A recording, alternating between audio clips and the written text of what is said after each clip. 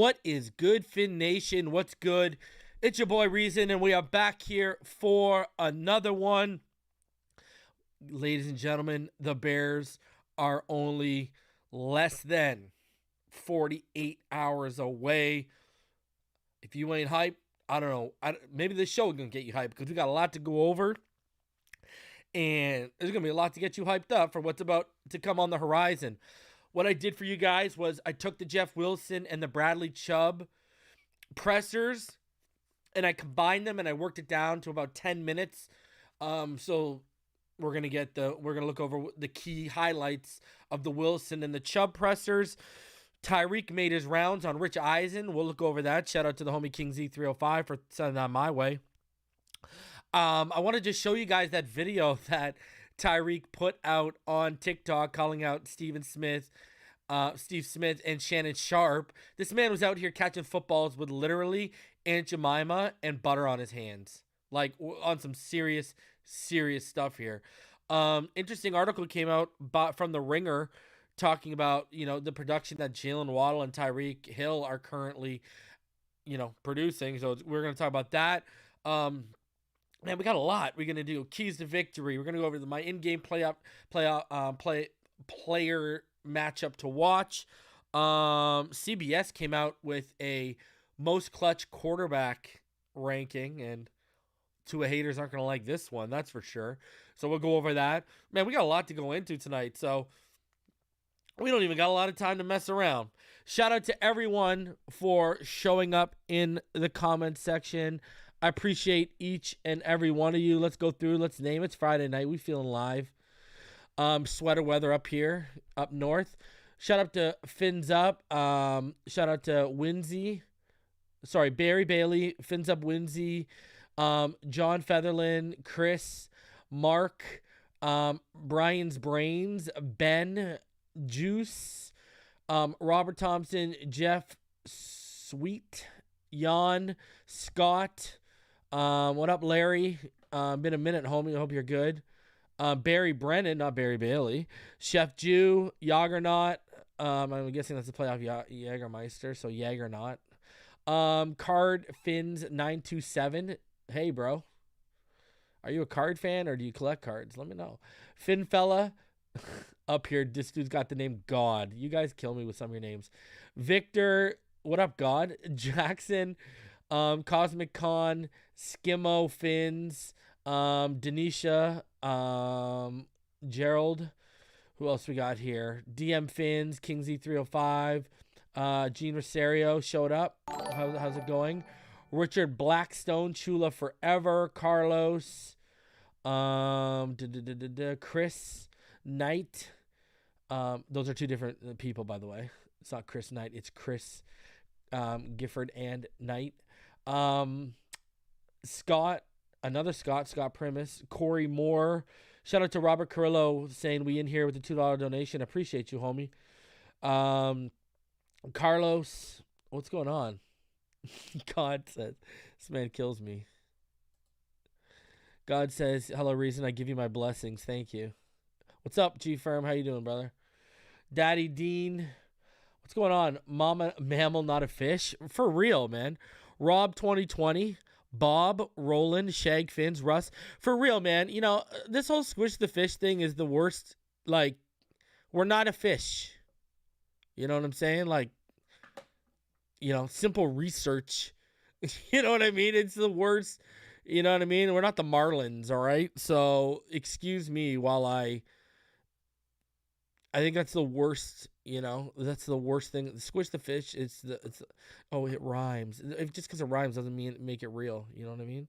Smash that like button. Already 160 of you in here. Guys, as usual, if you'd like to donate to the channel, you can do so through the super chat. Hey, the donations. I mean, when you talk about channel growth, we out here. All right, so the donations go to actually growing the channel, making it a better experience for y'all. And then, obviously, hey, we've had some insider information over the last little bit, including stuff I was hearing after the trade deadline had passed. Patreon.com/Finside the NFL, or become a channel member, and you get instant access to that, all right? And I don't know what. I'm still racking my brain, but it's coming. And those, all you Patreons and channel members, you're gonna get some exclusive content. And we're also I'm gonna work on I'm working on something special for each episode for y'all to get, shout outs to without me having to sit here and manually read about like 300 of you off the top of the dome. So working on it. I appreciate all you. Hey man, all of it helps the channel, man, especially when certain clips get demonetized because Fox ain't feeling us, or Baldy's breakdown decides to break down some all 22 that we broke down, and the NFL uploads it and they demonetize our all 22 videos. It happens all the time. So donations go a long, long way. I appreciate each and every one of you.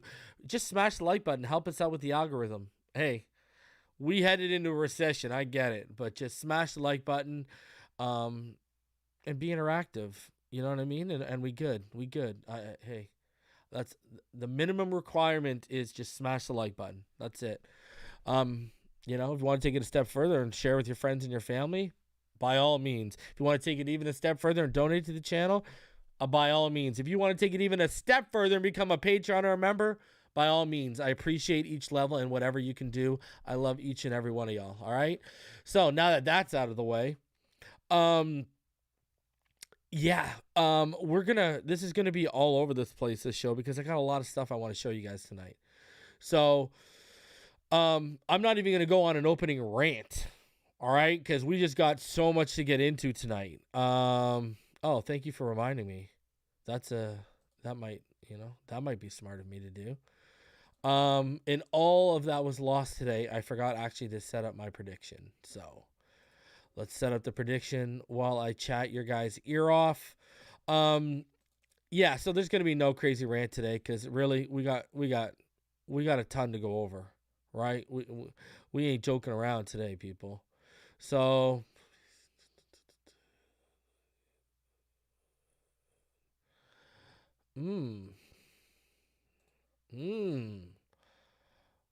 all right. Hold on a sec. I'm just setting it up. All right. Ooh.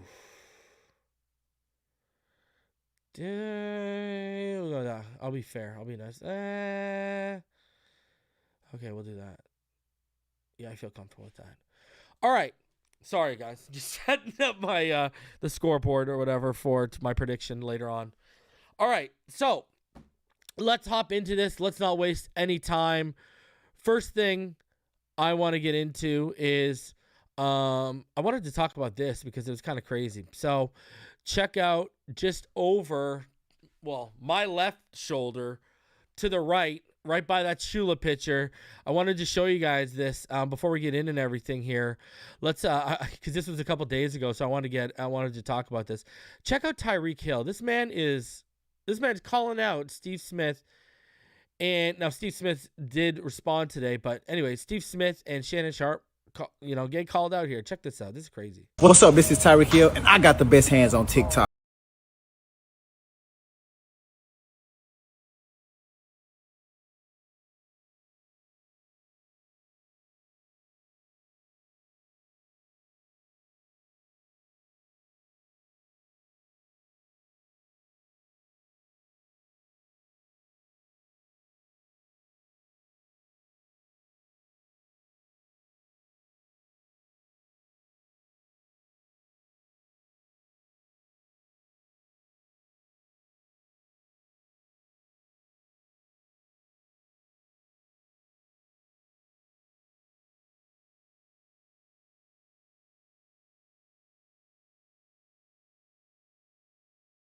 This man's out here catching football out of a jugs machine with literal syrup and butter on this man's hands.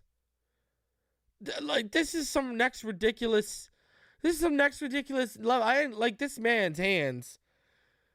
Good God, bronze them. This man needs to insure those hands. Like, wow. I mean, I never seen that before. Has anyone really seen that before? Next time he needs to use Cheeto dust. I mean, and Denisha's right. I mean, who the hell even questions that? Like, let's ask the real questions. Who even questions this man's hands? Barry Bailey out here saying next time he needs to use Cheeto dust. You wildin'. Florida Born's right, though. Reek is him. Man, I like, that's ridiculous. That's ridiculous. I ain't never seen anything in my life like that. Shout out to Tyreek for finding new levels. This man on the field and off the field doing things we ain't never seen before. This man is next level. I mean, best receiver in the game. I said it before, I'll say it again. You might have to have a conversation if he's the best football player in the world right now. That's a serious conversation. I'm not even being a homer. That is a serious conversation right now. Tell me where I'm wrong. Tell me where I'm wrong. You know, I think that's the real conversation to have, is that this man might arguably be the best player in the world right now. Just saying. All right, let's get into the preview. Then we're going to get into the presser highlights. Then we got some more Tyreek stuff. A couple articles I want to go over. We'll get to predictions. We got a ton to go over, so let's get into it right now. Let's start off, as usual, with the weather report, because people were trying to get y'all worked up earlier in the week, saying 50-mile-an-hour winds are coming for y'all. Looks like it's going to be about 60, get up to about 64 degrees by the end of the fourth quarter, and we're going to be dealing with about 15-mile-an-hour southwest winds. Humidity is going to be at about 48%, get down to about 44%. Listen, look at the cloud cover. Cloud cover might gets up to about 63% at one point. But I mean, people were trying to scare y'all with like 50-mile-per-hour winds and stuff, and this still might even change by game time. People earlier in the week, oh my God, it's gonna be 50-mile-per-hour winds, blah blah blah blah blah. What's this offense gonna do? Well, all I know is this is weather. We good. You know, this is weather we win in. Ain't no rain. Well, we can win in the rain, but ain't no sleet, snow, hail, none of that. All right? It's going to be a nice Sunday, November day for football is what it's going to be. That's what it's going to be. It's going to be a great day for football. Nice fall weather, man. You know, if you ever play this sport, or even if you don't, I guess, just that time, you know, like that smell in the air, you get that feeling, just the way, you know, the way the sun glares throughout the day, where it's, instead of that bright hue, it's got more of that golden hue to it. You know what I'm talking about, those fall days where it's a great football day, and that's what it looks like it's going to be on Sunday for the Miami Dolphins. It's a great day to whip some Bears' ass. That's what it is. All right? It's a great day to whip some Bears' ass. You already know what time it is, baby. So let's look at the injury report. The injury report is as follows. It's a long one, and I'll read it for you. It's freaking long. River Craycraft. Here, I'll zoom in for you because it's super long. River Craycraft, he's ill. He's out. He's got an illness, so he's out. It's no longer his neck injury that he's dealing with. Austin Jackson is doubtful. Teron Armstead actually has an Achilles injury he's battling now. It's not just a toe, so that's fantastic. I mean, Jesus, Lord Almighty. Tanner Connor, limited. Jaylen Phillips, limited. I guess he popped up with a quad injury. Eric Rowe, back to full. You know, those are your only questionable guys, Armstead, Connor, Phillips, and Rowe. Everyone else is good to go. Raekwon Davis, Durham Smythe, they're good to go. And everyone else is a full participant. So, and you look at it, don't be worried about all the bottom guys. It's all nothing but vet rest. So, you know, this team is getting healthier and healthier. Once Byron Jones comes back, that's only going to help if he does. I still, you know, people keep asking me, when do you think he's going to come back? When do you think he's going to come back? I don't think you see him till at least after the bye week. For them, look at Borum came back. So he screws up my whole a graphic later, but it's all right. Larry Borum, I didn't think he'd be out. There was word that he was going to miss the full 2 weeks with the concussion because he was out last week as well. Riley Reef stepped in.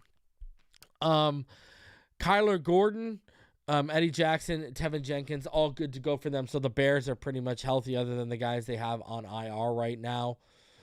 But the Dolphins are starting to get healthier. Starting to get guys back. So we just need to get that secondary as healthy as possible. That's what matters the most because Byron Jones comes back. That's going to be like a trade deadline acquisition without trading for him. You know, that's a huge, huge acquisition. And that would be a huge pickup to this defense right now. Huge. And it would, you know, we might see some more turnovers from Xavier Howard if Byron Jones returns as well, too. So, because of how well they play off of each other. So, you know, just food for thought. Food for thought. Continuing on, how these two teams stack up, how they compare. You look at it right now, the Dolphins are the 7th ranked total offense in the NFL. They have the number 3 passing defense at 292.5 yards. Now we are going up against the 27th overall offense and the 32nd passing defense. With Justin Fields at the helm, they're averaging about 126.9 yards per game. But when it comes to rushing, both offenses are the exact opposite. The Dolphins right now are about 28th in the NFL, averaging about 88.1 yards per game rushing the football, while the Bears are first in the NFL. They're averaging a whopping 188.4 yards per game. Why is that? That's because Khalil Herbert is averaging about 6.2 yards per carry, has 91 attempts for 563 yards. Justin Fields pitched in with about 424 yards right now. He's averaging 5.6 yards per carry. And then David Montgomery, he's averaging 3.9 yards per carry. He's chipped about 361 yards in as well. Between the three of those guys, you know, that's that's over 1,300 of those 1,507 yards between the three of those guys. You know, it's not just Justin Fields. You gotta be weary of Khalil Herbert. So they can run the football. And this is how they can keep you off the field if they can run the football. This is how they could limit our chances. And see, the best way to attack our offense and limit our offense is to keep us off the field.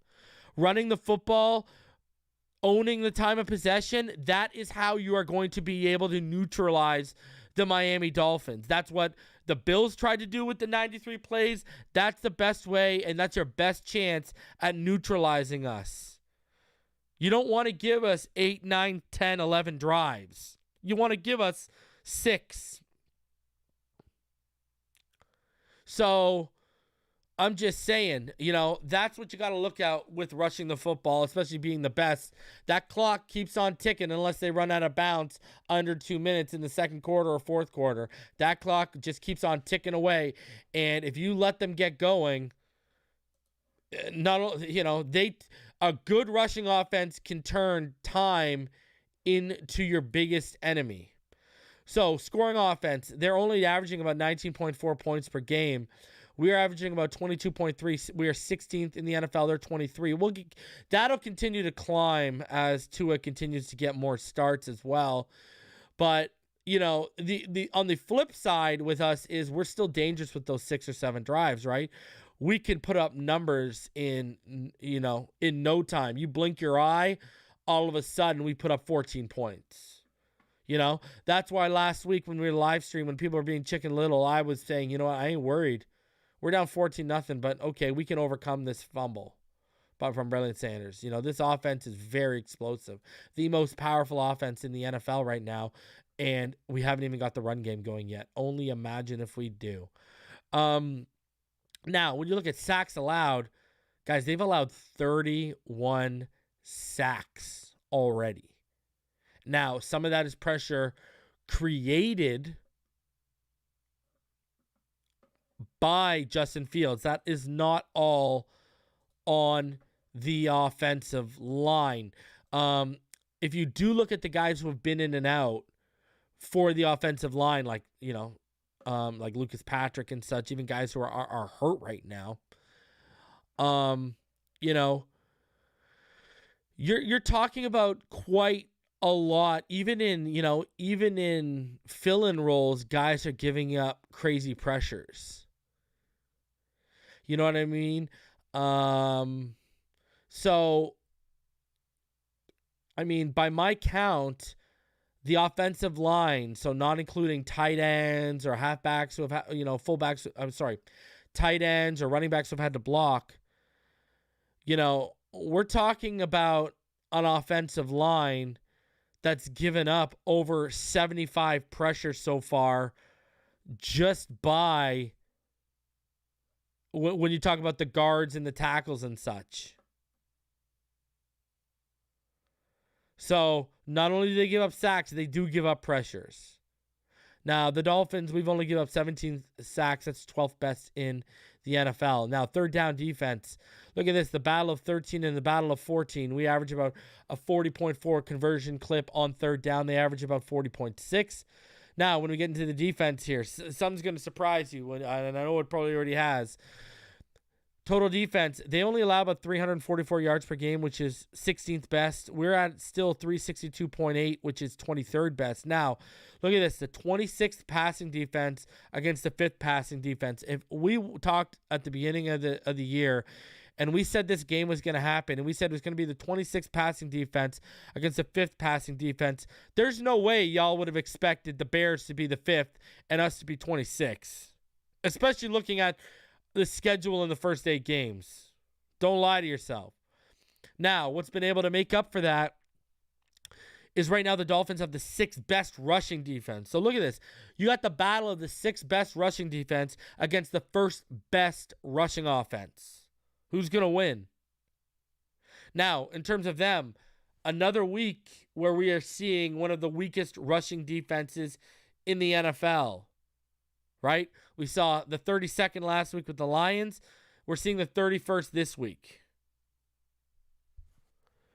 Scoring defense. They allow about 22.6 points per game, which is right around the 22.3 we're scoring right now as an offense. The Dolphins are allowing 24 points per game, which is 22nd. Sacks, the Dolphins have 15, which is 21st in the NFL. They have 28, they have 13, which is 28 in the NFL.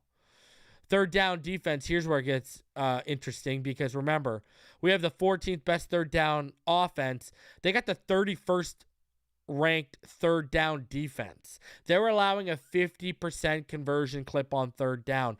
And we know Tagovailoa right now is the best third down quarterback in the NFL. So he's looking at that, and Tagovailoa's got to be licking his chops.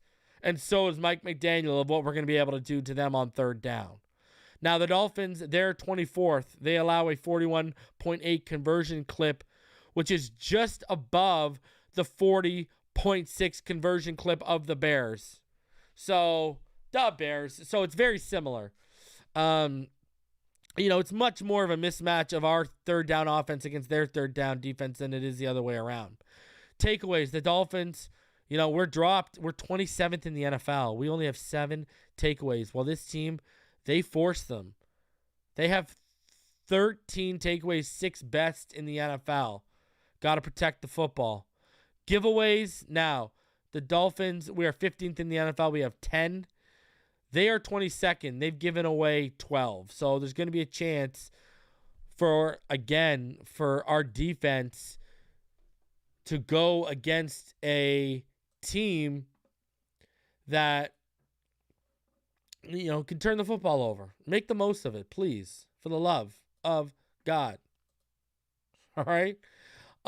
Please, I'm begging you. Now, for the keys to victory, as always, let's start off on the offense. Our offensive keys to victory, guys, expose a pass defense that hasn't faced a high-powered offense yet. I mean, have you guys looked at their opponents? Have you seen their opponents? All right. Who have they faced that scares you? They lost to Green Bay, right? Aaron Rodgers put up over, I think he put up over like 240 in that game, if I remember correctly. And he got no weapons. He put up 234, I apologize, and 2 touchdowns with no weapons. Fields put up 70 yards, so, I mean, that tells you.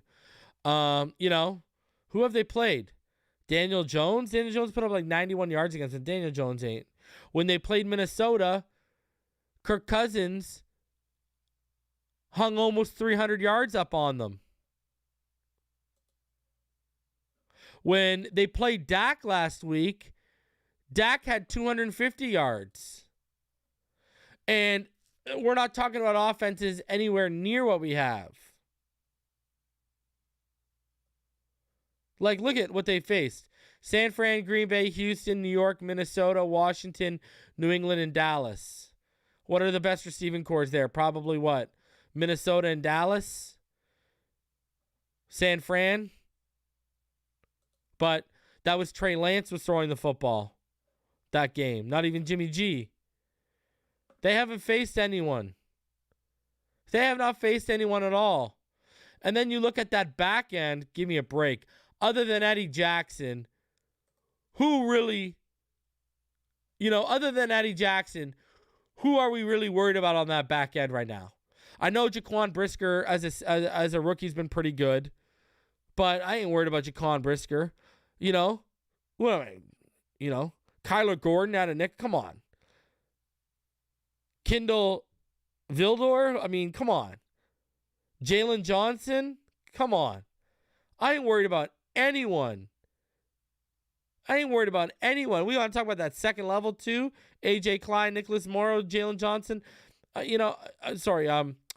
What's his face? Joe Thomas. I ain't worried or Jack Sanborn. I ain't worried about any of these cats dropping into coverage. The only one that scares me is Eddie Jackson, because he's a damn good underrated free safety. Eddie Jackson's a stud, and he's a ball hawk. But who's keeping up? Tell me. Answer me. Who's keeping up? Who's keeping up? You know what I'm saying? I'm not worried at all. I'm not worried at all. I look at this and I'm like, yo, this is we might be feasting. Especially that they're depleted, so let Mostert and Wilson run roughshod on one of the NFL's worst run defenses. Man, get them going. We're going to hear from Mostert. We've got the punch. We've got the thunder and lightning. We've got the downhill runner who's good in the scheme we needed. And Robert Quinn's gone. Roquan Smith's gone. Let's go. You look at their front. Listen, other than Travis Gibson, what really worries you when you look at their front? And he's a pass rusher mainly. Right? So, let's go. Roquan Smith had the most run stops for them. He had 25. He's gone. The next closest to him was 13. He's gone. No more gap filler anymore. No more gap filler.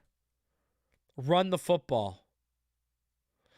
And win your trench matchups against Travis Gibson. Listen, this is your only pass rushing threat, really. They are pretty much one-dimensional. It's pretty much Travis Gibson that you got to worry about. When you talk about pressures, Travis Gibson has 19. Robert Quinn had 14. He's gone.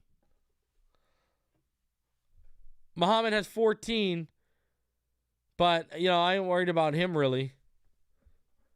Especially, Muhammad really, he was explosive at the beginning of the season, the first 3 games, but The last couple of games, he's been slowing down. He only has 3 pressures over his last 3 games, and he has 5 pressures over his last 5 games, so 1 pressure a game. I ain't worried. I ain't worried at all. But Travis Gibson's kind of a dude. You know, he's coming on, too. I mean, the man has 9 pressures in his last 4 games, 5 in the last 2. So, Travis Gibson, you know, and he can get to the quarterback, man. He can hurry the quarterback. He can hit the quarterback, and he can finish off and get some sacks. So, you know, but other than that, I think if you neutralize Travis Gibson, it's over. And, I mean, the way Shell's playing and Taron Armstead, yeah, I ain't worried. So for me, 3 keys on offense: expose a pass defense that hasn't faced a high-powered passing offense. I think that, you know, when you look at their, you know, I think, personally, I think that number 5 passing defense, I think when you look at the context of the situation, I think that's fraudulent. Let Mostert and Wilson run roughshod on one of the, like, I mean, come on. Like, let's get it going against one of these bad, and I know why we don't. I understand why we don't. It's because the passing game is working so well. It's an extension of the run. Tua doesn't let the clock stop. I get it. But let's run the football, man. I want to see what this 1-2 punch has. And, you know, Travis Gibson, neutralize him, and I'm pretty sure you're going to shut down. You're going to shut down that pass rush, and it's going to be a nice, comfortable day for Tua Tagovailoa. Now, let's get into my 3 keys to victory for our defense heading in. All right. Simple. Force Justin Fields to beat you from the pocket. QB spy if you have to. I don't care if that's how you got to use Baker. I don't care if, you know, that's how you got to use Duke Riley. I don't care if you got to give Channing Tindall snaps to make sure this guy stays in the pocket. You will destroy this guy we will destroy them if you, listen, if you do everything I just told you to do on offense and then you do this 1 key on defense, we're good. You can let David Montgomery and Khalil Herbert do whatever they have. But if you keep force him to beat you from the pocket, good luck to them. Good luck to them. So, QB spy if you have to. Contain Justin Fields to the pocket. The guy is completing 58.5% of his passes right now. The guy's averaging 149.9 yards per game. He's already thrown 6 picks in 8 games played. He's fumbled the ball 6 times as well. This guy's got 12 turnovers already on the season. Keep him to the pocket. I ain't trying to see his legs where he's averaging 5.6 yards a carry. Keep him to the pocket. Gonna have to find a way to neutralize David Montgomery and Khalil Herbert. Man, you know, I was a big fan of Khalil Herbert when he was coming out.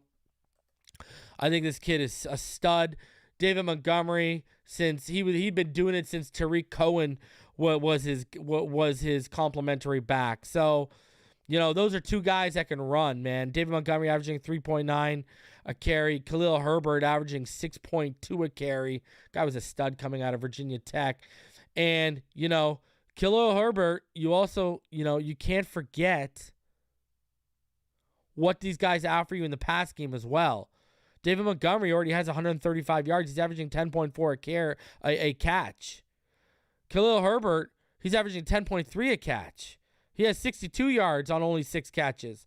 These guys, they are a serious threat. You're going to have to neutralize them.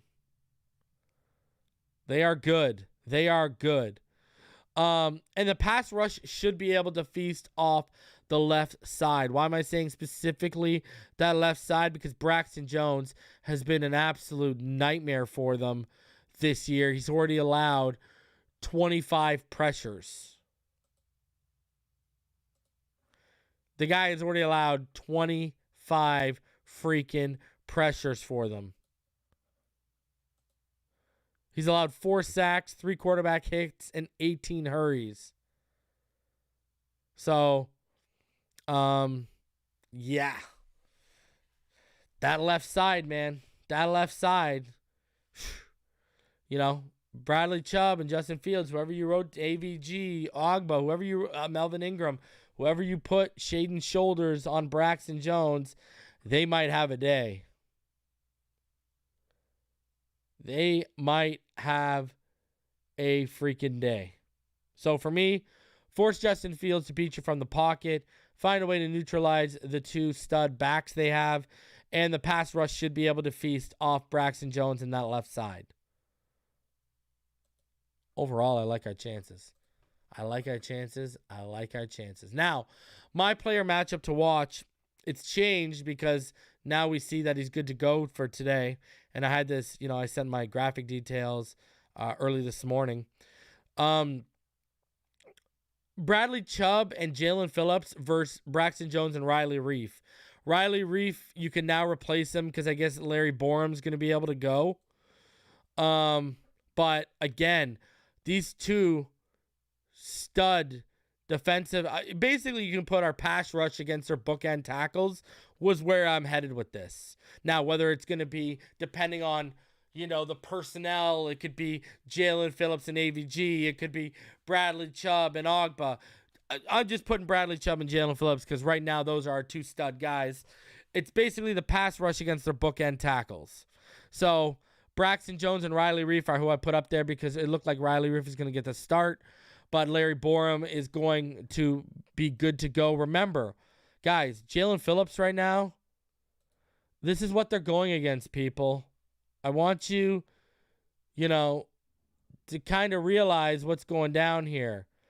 Again, Braxton Jones, this is a guy who's given up 25 pressures. Now, Larry Borum, he's given up 10 pressures, 3 sacks, 1 hit, 6 hurries. When Riley Reif has been in, he just gave up 2 pressures in relief last game. So, but when you look at Jaylen Phillips and Bradley Chubb right now has 32 pressures.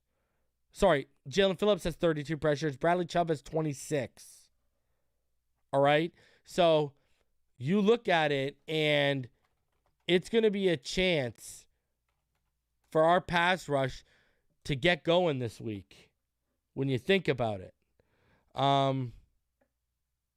This is the perfect opportunity. Off that left side, it could be a serious... And on top of that, guys, Justin Fields is going to create pressure on himself as is. Right? He's going to create pressure as is. So, you got Jaylen Phillips, 32 pressures. You got Bradley Chubb, 26. Melvin Ingram's got 17. Zach Sowell's got 14. Ogba's got 14. Wilkins has got 10 already. I mean, it's going to be a chance for these boys to eat. And I like this matchup a lot. Man, I get it. I could go Tyreek Hill and Jaylen Waddle versus secondary every week. But we got to switch it up sometimes, ladies and gentlemen. We can't go the obvious every time, you know what I mean? Can't be, continuously living in that. Now, for me, let's get into my prediction for the score. Actually, you know what? I'll say the prediction for the final thoughts. Let's get into today. I wanted to show you guys the Chubb and Mostert presser highlights. We still got a little bit to go over here. I want to go over that. I want to go over Tyreek on Rich Eisen. And then I got 3 other things. Oh, man, we got a bunch to go over. So let's start off. Let's go over the Chubb and Raheem Mostert introductory presser highlights. I chopped it up. It's about 20 minutes worth of footage. I chopped it down into about 10, took away the key highlights, key question and answers. All right, so let's get into that. And again, as always, to your right over my left shoulder, focus on the Shula. Jeff, what was that first moment like when you, McDaniel, and Raheem got back together again? Oh man, it felt like a reunion. When I first came in the league, those was the guys I knew. You know what I mean? Raheem, like nobody know, but when I was undrafted, he was the person that took me out to breakfast and sat down and explained everything to me and talked to me and told me what to expect, how to work. So before I even played a down, before I even knew who he was, before I even really knew who I was, you know what I mean, took me out to eat, brought me in, just gave me that big brother feel. So that's the type of person he is. Gotta love the camaraderie. And Mike, man, Mike is Mike. Y'all know Mike, sure. So we've been tied in ever since we met. Hey, Jeff, I was just curious. I mean, is this a move that you saw coming? Obviously, 49ers traded for Christian McCaffrey a couple weeks ago. Did you have any inkling that, you might be, headed somewhere else? It was something that I asked. You know what I mean? It's a lot of love over there, so they understand. They understand the situation, so they knew where I was at and where I was trying to go. So it was both an agreement thing. So. If you know this offense, what do you like about it, and why do you fit so well into it? Oh man, it's like it's just like almost like riding a bike. You know what I mean? I've been doing this for day one. You know what I mean? Same run styles, same passes, same one-on-one matchups to get you in the open field. So everything's the same, and it's something that I've been doing, and it's something that I'm comfortable with now. So it's very, very familiar to me, and I'm excited to be here in this offense. Jeff, in this offense right now, is it some new terminology you might have to know, or as soon as something you see it kind of unfold in front of you, kind of know exactly what it is because you've seen it so much? Yeah, terminology is definitely big and key. In this offense, it's a lot of details. So it's not the exact same. It's similar, but it's not the exact same at all. So, I got to hone in on all those little details and things. That way I can try to be at my best to try to help this team. How much have you been able to kind of watch this offense? I mean, obviously, I'm sure you're not watching the Dolphins from the 49ers, but, as a football fan, I mean, what are your thoughts on this offense and its potential? Explosive and fast.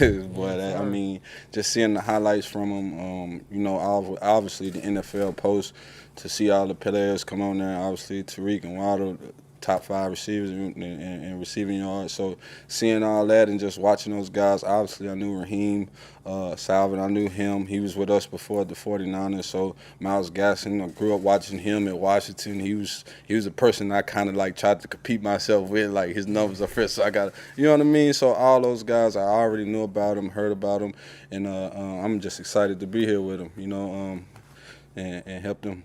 How would you describe your approach to running? Oh man, I'm downhill. You know what I mean? I don't like to play too many games. You know what I mean? I like to get to where I'm going and get there as fast as I can, and that's how I kind of take it. Take notes, Chase. We asked Bradley Chubb about you, a little scouting report. What's your scouting report on Bradley Chubb? Oh man, he a beast, man. Like he's a straight up beast. Obviously, we played him earlier in this year. I didn't got to face him, but besides that, just to see the type of person he was, working out, getting ready for the combine. We was together out there in Carlsbad at EXO. So just to get that connection with him, and he's the same person he is now. You know what I mean? After signing his contract, he's still that same person. And that's what I love about him most. You know what I mean? Like, he's never changed, and I haven't even been with him that period of time. But every time we leak, he's still the same Chubb. And that's what I love about him, man. And obviously he's a tremendous player and one of the greats in this league. So here's Bradley Chubb now. Feels great, man, to be honest with you. It feels great just to get around the guys and get around Coach McDaniel and see the culture that's already here. And it's a lot of leaders on this team, man. I'm just glad I could come in and fall to a good position where guys are winning, guys care, and we could get after these playoff run, the Super Bowl, and accomplish all the goals we go out there and fight for. It seemed like, from our perspective, from our vantage point, it seemed like all this happened, just in a whirlwind. We traded on Tuesday, come Thursday morning, sign a new deal. I mean, just were you aware that you might be headed to Miami? I'm sure you're probably looking for a new deal. Can you kind of walk us through the past couple of days, weeks from your perspective? Yeah, man. So we get back from London and with the Broncos and kind of see my name on Twitter and stuff and different teams saying they had interest and stuff like that. So I didn't really know what to expect, and then I got a call from our GM, and he told me I was being traded to Miami. Told me about the opportunity it was for me for this organization, and as soon as he told me I was being traded to Miami, man, I kind of like zoned out. I ain't gonna lie to you, and just started thinking about everything I could do. You know what I mean? Everything. Okay, get my stuff down there. Now I'm gonna be a Dolphin, so I got to look up the guys. I got to look up the roster. I got to look up the numbers. What numbers are open? So that's kind of where my head went, and then flew down Tuesday night. woke up Wednesday morning, did the physical, and got out onto the practice field meetings and just trying to catch up on everything now. So it's been a whirlwind. It's been a lot of highs and lows in these past couple of days because you never want to get traded from the team that you get drafted by and started your career with. But at the end of the day, man, God has a bigger plan than I could ever imagine. He's got a Super Bowl. I'm glad I'm here now. He's got a Super Bowl in plan for you. Before you got here. So luckily I had a couple teammates, DJ and K-Wan, who told me a lot about him before even all this even happened. So and then when I did get traded, they was like, man, you're going to love him. It's going to be a great opportunity. He's a little quirky, but he's going to get the job done. He's going to get everybody bought in. So I see what they're saying now. He's a good dude, man. I'm just glad to be around him, and hopefully we could be around each other for a long time. Yes, sir. Do you appreciate that this team was not only willing to trade a first-round pick for you, but reach this extension that you just signed to? Man, it's huge, man. It's just a testament to what I've been doing. So I just got to come out here and continue to do it, you know what I mean? And can't take a step back because I'll make excuses for myself. I'm in a different city or whatever, but just got to hit the ground running, man, and I'm looking forward to doing that with the opportunity against Chicago this week. And just learning my teammates, man, learning about getting their trust, letting them understand the type of player I am, letting them see it, putting it all out there for them. And like I said, man, we got bigger goals. We got so many things ahead of us, and it's just about how we're going to get there. Bradley, you played with a very talented end in Denver with Von Miller, I'm talking about. And now you come here, and there's some anticipation about what you and Jaylen Phillips can do. Yes, not just this year, but I just put him on my graphic. What do you know about Jaylen's game, and what do you envision that you and he could do together? Yeah, so it's crazy, man. We actually played the Jets kind of like right after the Dolphins did, so I got a chance to see him rush, see this whole defense play out, you know what I mean? And I always watch the edge guys because I'm going against the tackle, so I'm trying to figure out what tails they got and stuff like that. But when I watched that whole room, man, with Gink and Mel and JP and all those guys that were rushing the passer and Ogba, man, it's a beautiful sight to see, and I'm glad I could just be a piece of that, you know what I mean? And I know all the things that Jaylen does well with his length, with his size. He's one of the biggest humans I've seen, you know what I'm saying, face to face, and I get to practice every day with him. So it's going to be a great opportunity, man. I know he brings that power, he brings that finesse. He does a great job of bringing both. So I know we can match each other with that. So I'm excited about it. I'm excited too. too. Know your game. I haven't really watched you. You can kind of give us a scouting report. Yeah, man. I'm a relentless guy. You know what I mean. I'm gonna run to the ball. If it's the ball 30 yards downfield, I'm gonna try to do everything I can to get down there and try to get the ball out. When it comes to rushing the quarterback, man, I like to do a little bit of everything. You know what I mean? I feel like I get a good combination of size and speed, so I could use my power. I could use the finesse, whatever the situation comes to, and just like I said, relentless and doing everything I can to help my team win. Kind of on that same note, how do you think this multiple defense suits your skill set? How I think what? I'm sorry. Defense suits your skill set. I mean, I think it's real well, man. To be honest with you, it's pretty much the same thing I've been doing for the past couple of years. Thank you, Vic Fangio. The language is a little bit different, and you know what I mean. Just the calls and stuff like that. I just gotta study and make sure I'm good on every call. Like I kind of knew the Denver defense like the back of my hand because I was in it for 4 years at the time. So it's just like a refresher on having to be a better pro. You know what I mean? And studying my playbook every night and getting to it. So I'm up for the challenge and I'm excited about it. Talk on the outside of what level this team can reach with this move. Like some people are talking AFC championship contention, Super Bowl contention. Where do you see that this team stands? I see the sky the limit, man. Like I said, the leadership, man, is that's what's going to take it to wherever we need to go. You know what I mean? And I'm just now getting here. We got player-led meetings on both days, and it really means something to guys. You see them, how we practiced and jogged through yesterday, running to the ball 30 yards down the field, and I'm looking around like, yo, am I doing this right? Like, you know what I'm saying? Bring me along too, you know what I mean? So I feel like the sky's the limit, man, because everybody in this organization and this building cares, and they understand that to play championship football, you gotta go the extra mile. I know at one point you had made a mention, I think it was this past off season, about how the Chiefs were getting under your skin, the rivalry between the two teams. Did you and Tyreek share a laugh now that you're on the same side? We ain't talk about it yet because it's still a little sensitive subject for me. I'm just playing. I used to hate that dude, man. Not to lie to you, not because of the person he is, just because of, you know what I'm saying, the team he was on and all the things he did against us and stuff like that. So, but now I'm happy I'm on the same sideline as him. I'm gonna love him up every time he throws up the peace sign, and I'm gonna do it too. So it's gonna be a good time. I'm excited. Sorry to interrupt. This contract puts you in a sphere with guys like T.J. Watt, Joey Bosa, Myles Garrett, Khalil Mack. Where can you talk about where you would like your personal legacy to go from here? And and eventually land? Oh yeah, man. I just want to be in that conversation consistently. You know what I mean? I feel like I've had good seasons, and then I had bad seasons as well with the injuries and stuff. But I just want to be consistent with my play, consistent with my leadership, consistent with everything I do.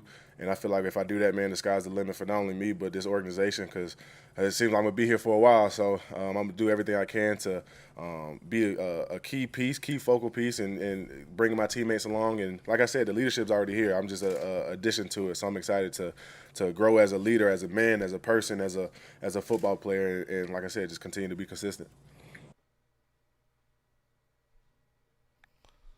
Love it. Love it. And another thing he was actually asked about too was about why he chose the number 2, which he gave a real interesting response if you didn't actually see, if you didn't happen to catch it.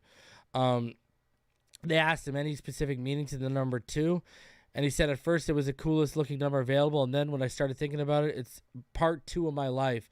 My whole life I've been in Denver. It's part 2. It's a new beginning. It's a new everything. It's kind of like part 2 for me, so that's what I put my focus towards now.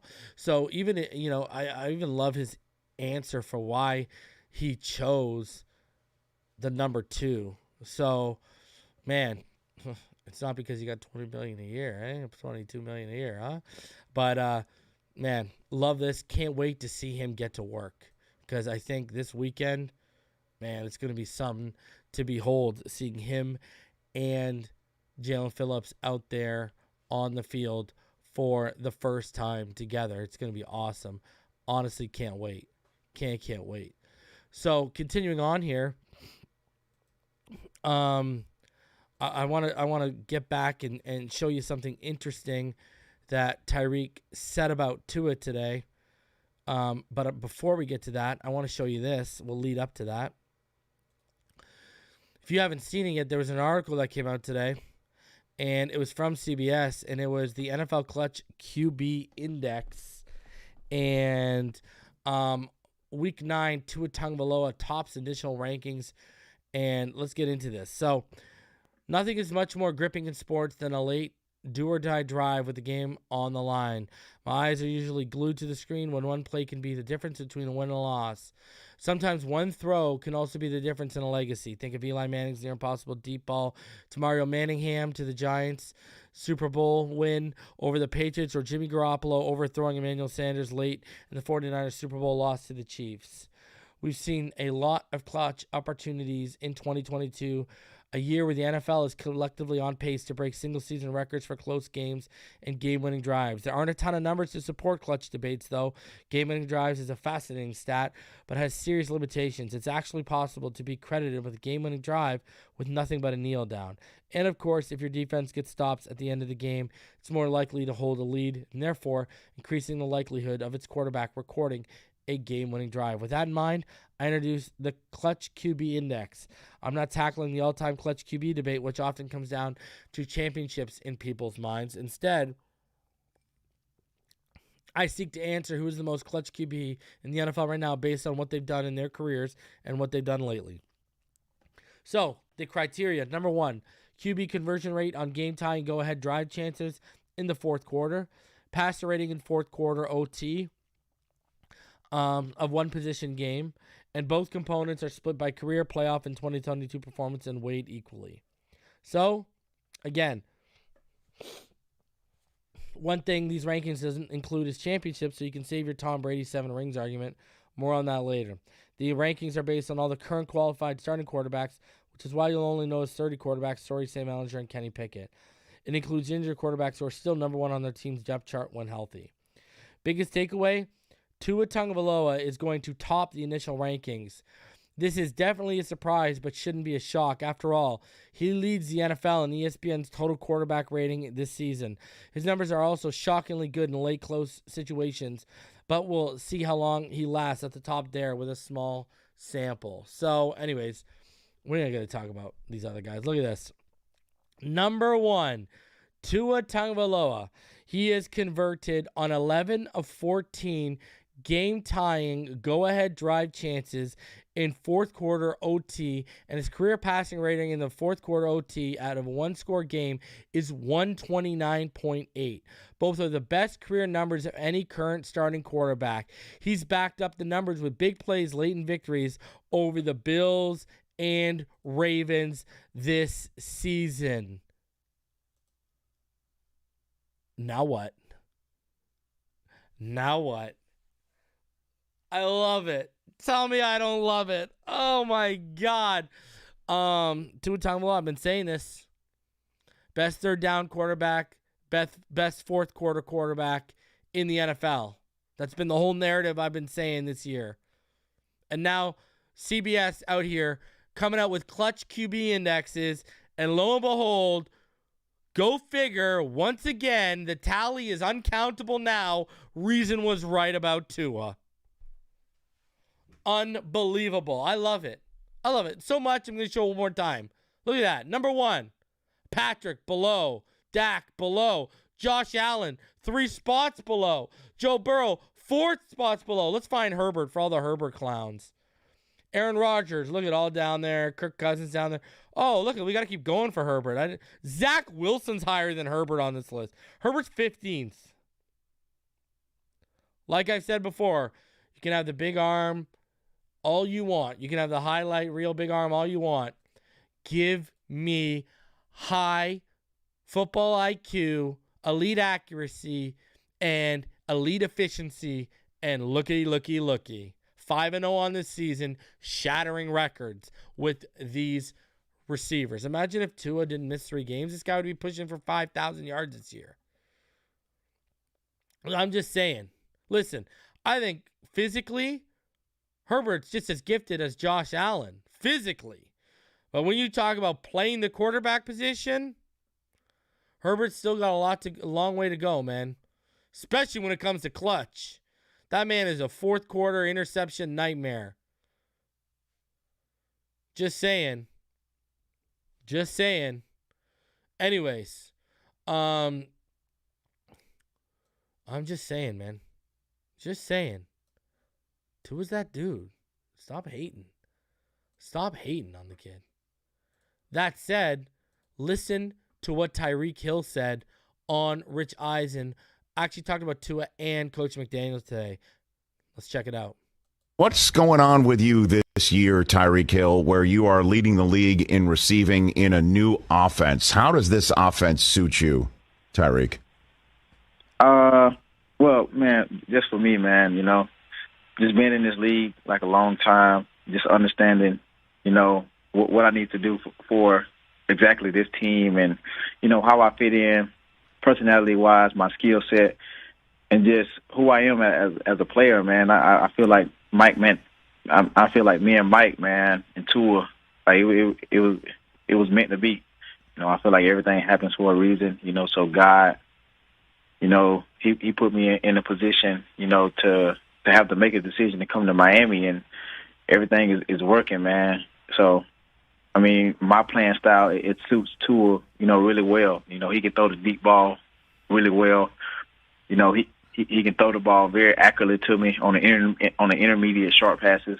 You know, so coming here, man, it was a no-brainer. You know, so I'm glad I made that decision, and everything is paying off right now, man. So shout out to God, Team God, man. On the Rich Eisen Show, let's talk about your quarterback, because when Mike McDaniel said he's one of the most accurate throwers he's ever seen, you chimed in saying that he was elite, if I'm not mistaken, and compared him to your previous quarterback in Mahomes. There was a lot of flack given. So you want to pound the table for him and what you're seeing right now out of Tua? Yeah, man. A lot of people call me crazy, man. Like, a lot of people call me, like, a lot of names, you know, during this offseason. You know, when I went, you know, on my podcast, it needed to be said and said, hey, yo, this guy is definitely one of the most accurate quarterbacks I ever played with, if not the most accurate quarterback I've ever played with. And a lot of people took that as I said that he's the best quarterback I played with. You know what I'm saying? Like, it's two different things. You know, like, when I look at Tua, you know, the amount of things that he's been through in his career, you know, like, it's not fair. You know what I'm saying? Like, situations aren't fair, but for him to be able to, like, hold his head up, you know, continue to like want to get better, continue to, you know, want to progress his game, and in many areas that people say he's weak in, you know, shows what kind of guy he is, you know, outside of football. Like he's so resilient, he's so humble, you know, and to me, man, I feel like he's having an MVP type year, you know, minus the games he missed. Like, just imagine the games, if he would have played those 3 games, you know, what we could have been or what his stats would have been. But it's football, man. Things happen for a reason, you know, so we all live and we learn. Personally, Tyreek Hill, if I can give my 2 cents, and I have from this chair on my show here, Tua is too humble. He needs to speak with his chest more. I love the salty Tua. I like him coming yesterday when somebody asked him how he's improved or what he can work on. And he's like, I think we've got the deep ball down, huh? Right? Like, and he just looked at everybody in the crowd like, yeah, right? I got the deep ball, right? And then he goes, yeah, that's a subtle dig. And I'm like, no, don't call it a subtle dig. Just say it and leave it on the table. Like, let's get more salt there. What do you think? Hey, that's the thing about Tua. If you get to really know Tua, man, I tell him all the time, man, drop your nuts sometime, man. But hey, I get it. Hey, I get it, man. Like, he's the face of this organization, man, and people know it, you know. So, he still got to build his way up to that, and I like it, man. I love him being humble, man. That's amazing. Yeah, I mean, that's one way to put it. I'm like saying a little more salt, and he needs more salt in his diet. You know what I mean? Like salty. Just say it. Just say it. I love it. Right? Gotta let them things drop. Yes, just speak it. Speak it. I like it. Into existence. Awesome stuff. And I know, you know, you were right. Whoever called him out, you know, Rich Eisen looked like he was off the train there a little bit, but he was a huge supporter. He's back on it full-fledged. So, man, awesome stuff.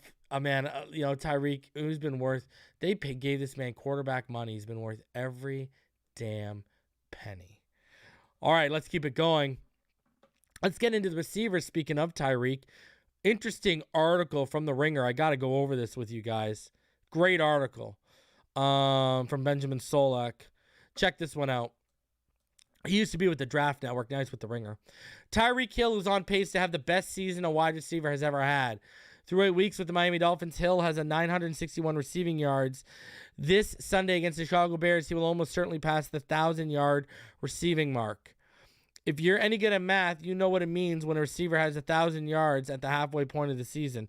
He's on pace for 2,000 receiving yards. It's never been done. Calvin Johnson came the closest with 1,964 receiving yards in 2012. Hill gets the advantage of a 17th game added to the regular season last year, but nobody will care much if that big old 2 shows up in the record books. And while Hill's extra game may seem like cheating, it's worth remarking that he is averaging just 2 fewer receiving yards per game than Johnson did in that historic season.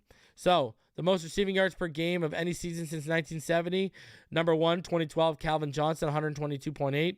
Number 2, Tyreek Hill at 120.1. Last year, Cooper Kupp, he averaged 114.5. Jerry, his highest was 115.5, and then Josh Gordon, when he was hitting the hook, when he was hitting the bong, rips from the bong, had him taking them long as he was averaging 117.6. Anyways, perhaps most remarkably, Hill is doing this in his first year in a new offense with a new quarterback, a quarterback who is not Patrick Mahomes. Much was made of Hill's downgrade at quarterback this season, and his assertions that Tua Tagovailoa is more accurate than Mahomes got buried under videos of underthrows in training camp, but those days are long forgotten. Even now, when Tua underthrows Hill in live game action, nobody cares. Not when Hill ends the day with 12 catches for 188 yards and 14 targets. I mean, does this guy not realize, we've showed on this show, Tua releases the ball as soon as he gets to his drop, you're going to underthrow this guy. It's going to happen. Go back to that Ravens game. He hit Hill in stride on one of those touchdowns. It's going to happen. That's why Mahomes, who has a more gifted arm in terms of velocity and strength than Tua does, and even he was underthrowing him. So stop. While off-season conversation focused on how the quarterback change would affect Hill's production, even the most optimistic projections of Hill's volume undershot the mark. I mean, I predicted like 1,400, and this guy's out here going for 2,000. He has been targeted on 35.2% of his routes this season. Meanwhile, he broke only 30 once only with the Chiefs. in his rookie year and never broke 28% for the remainder of his time there. His 2022 target rate is the highest figure among receivers this season on a minimum of 100 routes run. Want to take it to another level? It's the highest figure among receivers with at least 100 routes in any season since 2006, which is as far back as True Media's target data goes. Want to go up another level? That's 35.2% target rate on routes run. If we control for just plays on which starting quarterback Tua Tagovailoa is throwing the football, that number goes up to 37.2%. On 3 out of every 8 routes he runs, Hill sees the football. Hill is getting astronomical volume in this Dolphins defense. Since he's always on the field, he's always running routes and always getting targets. Hill has also broken the yards per route run scale. He averages 3.6 yards per route run, easily the best number of the season. Only one other player, DeAndre Hopkins, is above 3 yards in that metric, and he's played just 2 games. We have never seen a passing game so centered on one receiver, and it's allowing Hill to break wide receiver production as we know it. So, look at this chart. Look at how much higher he is than everyone, right? That second one is DeAndre Hopkins. You might think that Hill's historic volume would leave no meat on the bone for any other Miami receivers, but watch this. Look at Jaylen Waddle. Jaylen Waddle's 5th on this chart on yards per route run. Like, he's right there. There are truisms about football. Defense wins championship. Offense is God established to run. Team needs to win the turnover battle. Then there are realities of football. You need a star quarterback to compete. Man coverage is better than zone coverage if you have the dudes to play man. Go for 2 when down for 14. And then there's just math. Math would tell you if you ever have a receiver getting so many targets that he is leading the league in yards per route run, that his fellow receiver, who's also running routes all the time and obviously not getting targeted, will also not be near the top of the league in yards per route run. Somehow the Dolphins offense isn't just sustaining one of the highest volume and most productive receiving seasons we've ever seen. It's doing so while generating another ridiculously productive and explosive wide receiver in Jaylen Waddle. And it has done so even though its starting quarterback has missed 2 games. Well, 3 if you want to count the Bengals. If we control for only those games that Tagovailoa started and finished, Hill and Waddle are 1st and 2nd in yards per route run. Look at this. Tua is elevating the guys around him. It's not just, see, this is showing you can't just say, oh, it's tailored for Tyreek. This is showing you that Tua is even elevating Jaylen Waddle. This is outlandish. It's stark raving. It's one of those astronomical events that you're supposed to get excited about because it happens only once every 348 years. But in this case, it's the coolest thing in the solar system and demands your attention every week. We have never seen this before. How does it work? Well, there's a few things to highlight. Waddle doesn't see the same volume as Hill. His target percentage on routes run is 23.8%, which is 23rd in the league. When we filter for 2 games, that number jumps to 28.8%, which would be good for 8th amongst wide receivers. Waddle produces on that volume with wild efficiency. His 17.3 yards per reception this season is a top 5 number and is a testament to an above average depth of target, 10.5 air yards per target, and an above average yards after the catch per reception, 6.7. Waddle is one of only 17 receivers in the NFL with an above average mark in both metrics this year. Waddle is finding this production in the same place that Shanahan-style offenses have always found this production, the middle of the field. Offenses that sprout off the Shanahan-McVay tree, like the one Mike McDaniel is running, use crossing routes over the middle to hit quality athletes in stride so they can generate yak. But unlike wide receiver screens and slants, these routes develop further down the field so they become more valuable. Typically, these middle-of-the-field routes develop at an intermediate depth, think 10 to 20 yards downfield, to an attack and avoid left by linebackers biting on play action. Last year, the leading receivers in the intermediate middle of the field were Justin Jefferson, Kyle Pitts, A.J. Brown, Devontae Adams, and Brandon Ayuk, all of whom play in some iteration of the Shanahan offense. This year, the leading receivers to the intermediate middle, Jaylen Waddle and Tyreek Hill. McDaniel brought the Shanahan sauce to the Dolphins and immediately began hammering it. And that's what we expected. Even though the volume is surprising, the focus on that area of the field isn't. A Shanahan offshoot was always going to do this. What is eye-popping is what happens in the numbers when you look at the entire middle of the field, not just intermediate, but deep as well. If you look at receptions between the numbers, 10-plus yards downfield, Jaylen, Waddle, and Tyreek Hill are crushing everyone. Crushing everyone. And remember, what was the biggest issue for Tua last year? Completions over the middle of the field. And now he's producing the two highest guys in the NFL over the middle of the field at the intermediate level. So what a turnaround for Tua. It sounds so obvious when you write it out, but here it is. The Dolphins' two-star receivers are faster than any receiver duo that we've ever seen in a Shanahan-inspired offense. And accordingly, once the two got married, Waddle and Hill's speed in the Shanahan system that attacks the middle of the field, the sweet spot of the Shanahan system stretched. It grew. Like bamboo that's long taken root, it's shooting up fast. Defenses are not ready for this. And remember, what did I tell y'all all season? I told all y'all all the season we were going to have an explosive offense out of the gate that defenses weren't going to be ready for.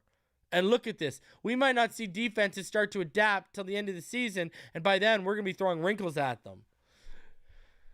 Defenses are nowhere near ready for this. Tua has completed twice as many passes in the deep middle than any other quarterback this season, despite missing 2 games. He's 5th in expected points added per dropback, 5th in completion percentage, and 2nd in passer rating. All of this, even though he still cannot throw the ball with enough downfield juice to hit these speed demons in stride, which is a lie because he has hit them in stride. I mean, go to Waddle in the Buffalo game. He hit Hill in stride in the Ravens game, so that's not true at all. This stretching of the Shanahan system is responsible for the remarkable production we're currently seeing in Miami. Hill and Waddle are having the highly efficient, yak-oriented seasons we're long accustomed to seeing receivers have in this offense. But why isn't, only while Jefferson and Samuel and Kupp get their targets off the line of scrimmage, Hill and Waddle get theirs all the way downfield. In 2 games, Hill and Waddle have combined to account for more than 75% of the air yards generated by the Dolphins offense, the highest number of any receiving duo in the league.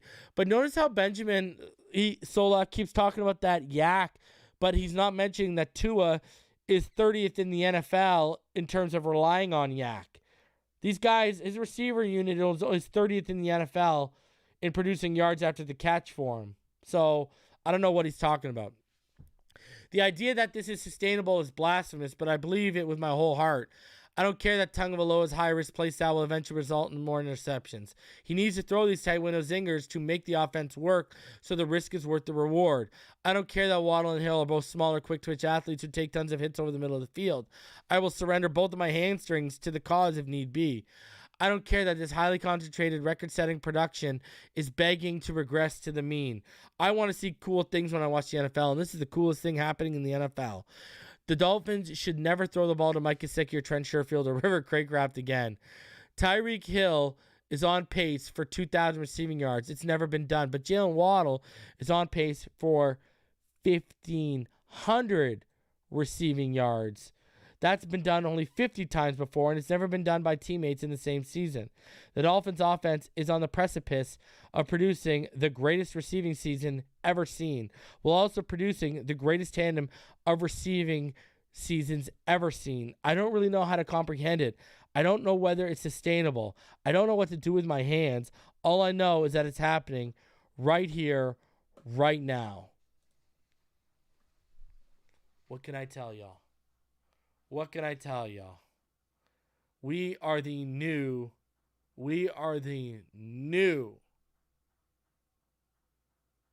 greatest show on natural grass, I guess. We are the greatest show on turf 2.0. And look at, and this man, Benjamin Solak is one of the biggest Tua haters ever. Never gives him his flowers. You can see from there. Ridiculous.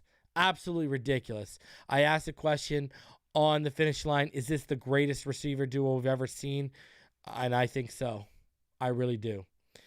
And finally, guys, look at this. New to the Pro Football Hall of Fame, the jersey that Dolphins QB Tua Tagovailoa wore when he threw a record-tying four touchdowns in the fourth quarter against Baltimore on September 18th, and it is now on display in Canton, him and Waddle. I'm just saying, right next to that Waddle, I'm just saying, hey, Tua's putting things in Canton already. Is he foreshadowing? You gotta ask yourself the question. I love it, baby. I love it. I'm here for it. You damn right I'm here for it. Greatest Show Part 2. Zoom Squad. Greatest show on surf. The Legion of Zoom. You already know what time it is. Yo, throw your Chris Sims. All you members, you got those Chris Sims. You got those emojis. Throw your Chris Sims clown emojis. He must be crying. Two out here making everyone look foolish. And I love it. Every single minute of it. Man, we got 465 of you in the room. Smash that like button. Subscribe if you are new, people. We are closing in on 10K. And I will be choosing 3 winners at 10K. I will be giving giveaway at 10K. So let's get there, man. We are about 231 away from reaching that. So smash that like button. Subscribe if you are new. Guys, I'm going to be back on Sunday. We'll be live before the Bears game. Probably about 15, 20 minutes before the Bears game, before kickoff. We'll go over everything, including all of your stuff, your inactives, the game notes, and everything. And then we'll be live reacting to the game this weekend. I appreciate all of you for sticking with me for almost an hour and a half on a Friday night. I love each and every one of you. Smash that like button on the way out. If you'd like to donate, paypal.me/Finside. And you can also become a patron at patreon.com/Finside the NFL. You can also join and become a channel member. Just hit that join button down below. Appreciate y'all for supporting the channel. Appreciate y'all for showing love. I will see all of y'all on Sunday. You already know what time it is, baby. Fins up all day, even beyond the grave in which we'll lay one day. Love all y'all. See y'all on Sunday when we go bear hunting.